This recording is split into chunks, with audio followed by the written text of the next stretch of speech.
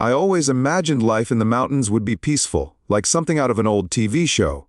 I inherited a 16-acre forested lakeside property from my grandparents, which had 26 majestic evergreen trees, some over 100 years old. The trees were not only beautiful but also helped prevent erosion in the mountainous landscape. I lived in peace for 4 years until an arrogant new neighbor moved in, building a massive mansion with glass walls that overlooked my property.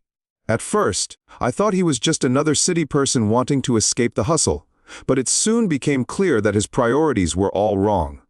He started complaining about the trees, saying they blocked his view. He tried to convince me to cut them down, saying they were useless and ruined his panorama. I refused, explaining that the trees were healthy, not blocking any view, and part of the charm of the area. But that didn't stop him.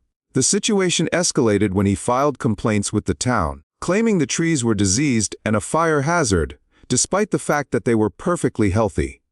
He even threatened to sue me for blocking his view, something I knew wasn't even a valid reason for legal action.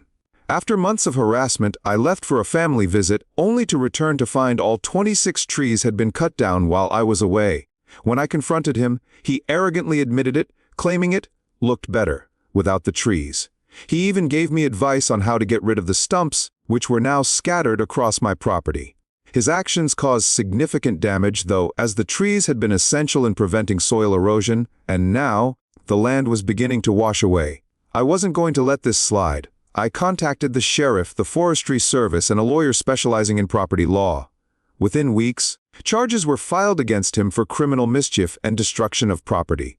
The tree removal company was also fined for working without proper permits. The criminal case dragged on for 6 months, but in the end, my neighbor pled guilty and paid 50,000 in fines. I didn't stop there. I filed a civil lawsuit to claim compensation for the trees, the environmental damage, and the cost of stabilizing the land. After more than a year of legal battles, I was awarded nearly 500,000. My neighbor's arrogance had cost him dearly, and now he had to deal with the consequences of his entitlement. Never mess with nature, or you might find yourself paying the price. Like, share, and subscribe for more wild neighbor stories.